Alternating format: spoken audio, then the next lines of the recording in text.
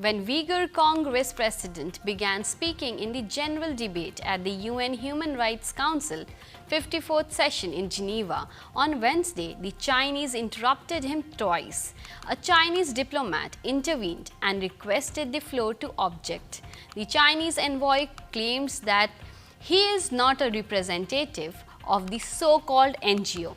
In contrast, UN Human Rights Council Vice President Asim Ahmed allowed Uyghurs campaigners to finish their statement. Now take a look at our report. In a tense moment at the 54th session of the UN Human Rights Council in Geneva, Uyghur's Congress President faced interruption by a Chinese diplomat as he raised the issue of the Uyghur genocide in China. Since then, many UN experts have repeatedly their concern, including CERT, CESCAR and CEDAW committee have also issued their concluding observation urging China to end the counter-terrorism policy legitimizing the repression. Just yesterday, UN special rapporteurs have expressed grave concern over the forced separation of the Uyghur children with expansion of the state-run boarding school and the erosion of their linguistic rights.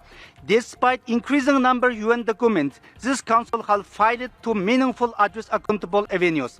In the meantime, Uyghurs in diaspora watching our relatives disappear one by one, receiving news about the deaths and constantly facing reprisal. Just a few days ago, we learned about Professor Rahila Dawood life imprisonment. My own brother Hushtar Isa also sentenced to life. I lost my mother in the concentration camp. In recent visit to Urumqi, Xi Jinping repeated that counter-terrorism policy, a long-term plan. Please stop. We have another point of order from China. Please continue. China.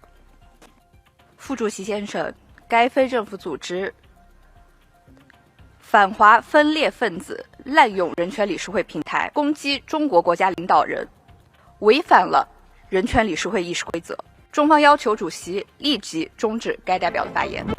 Despite the interruption, he remained resolute in his call for action on the Uyghur genocide, highlighting the urgency of the situation.